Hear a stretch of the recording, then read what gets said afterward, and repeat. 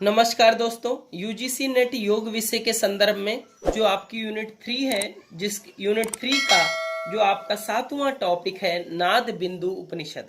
आज हम लोग नाद बिंदु उपनिषद के बारे में जानेंगे। नाद बिंदु उपनिषद ऋग्वेद से संबंधित है। इस उपनिषद में ओमकार को हंस माना गया है तथा ओम की विभिन्न अंग उपांगों का वर्णन किया गया है। योग युक्त नादानुसंधान साधना का प्रमुख वर्णन इस उपनिषद में मिलता है। अब आइए जानते हैं यूजीसी नेट के सिलेबस के अकॉर्डिंग आपको किन किन टॉपिकों को इस उपनिषद में कवर करना है। पहला टॉपिक है आपका हंस विद्या। हंस विद्या को आइए जानते हैं। इस उपनिषद के अनुसार ओम का स्वरूप हंस का आकार दक्षिण पक्ष तथा उकार उत्तर पक्ष है। उसकी पूंछ ही मकार है और अर्धमात्रा ही उसका शीर्ष भाग है। इस उपनिषद में उस ओमकार रूपी हंस के दोनों पैर रजोगुण एवं तमोगुण है तथा उसका शरीर सतोगुण है। दायां आंख ही धर्म है और बायां आंख ही अधर्म है। उसके दोनों पैर भू लोक स्थित हैं। उसकी दोनों जंघाओं में भुआ लोक केंद्रित है। उसके कटि प्रदेश में स्वलोक तथा उसके नाभि में महालोक स्थित है। उसके हृदय में स्थल में जनाह लोक स्थित है और उसके हृदय स्थल में जनाह लोक स्थित है और उसके कंठ में तपोलोक विद्यमान है।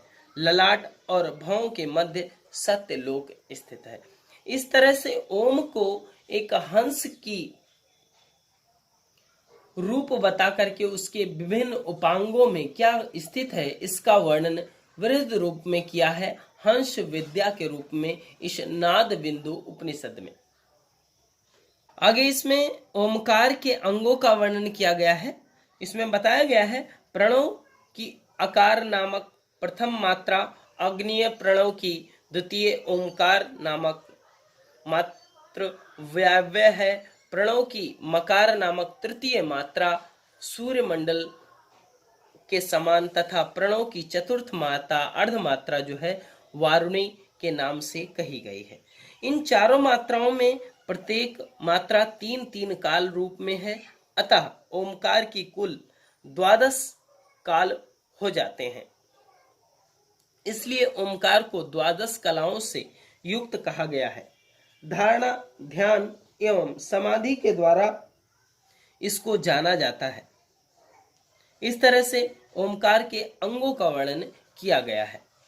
ओमकार की 12 मात्राओं के साथ प्राणों का विनियोग का परिणाम बताया गया है। इसमें पहला है ओमकार की प्रथम मात्रा में यदि साधक अपने प्राणों का परित्याग कर देता है तो साधक भारतवर्ष में सार्वभौमिक चक्रवर्ती सम्राट के रूप में जन्मता है। दूसरा, ओमकार की द्वितीय मात्रा में जब साधक के प्राण का उत्क्रमण होता है तब साधक महान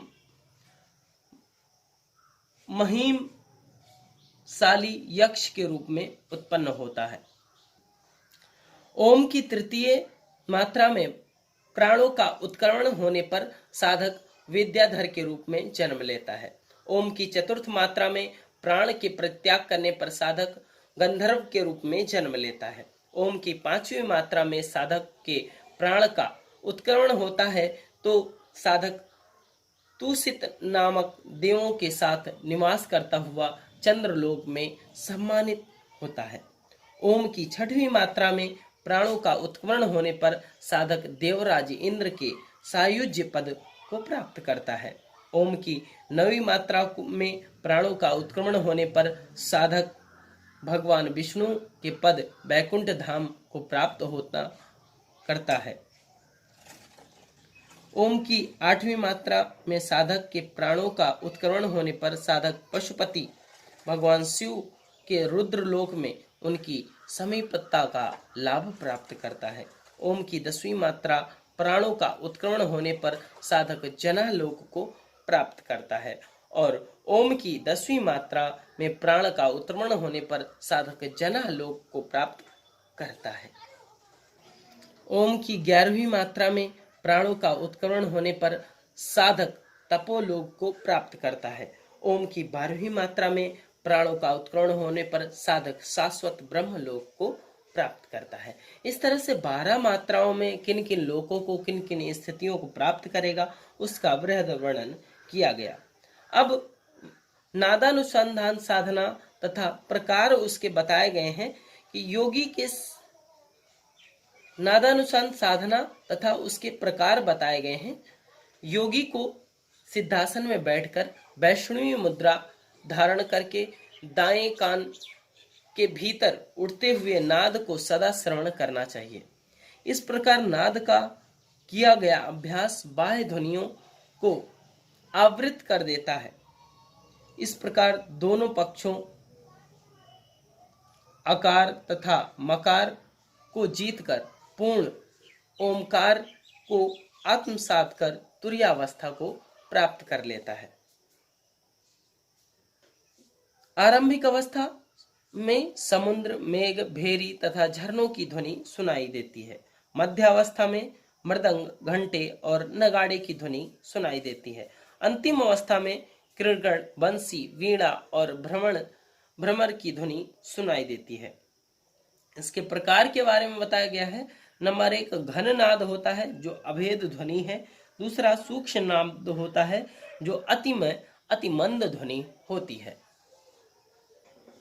इस उपनिषद का जो अंतिम टॉपिक है मनोलय की स्थिति, मन वहां विलय हो जाता है जहां परम श्रेष्ठ भगवान विष्णु का परम पद है।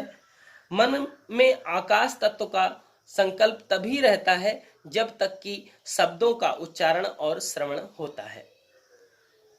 निशब्द होने पर मन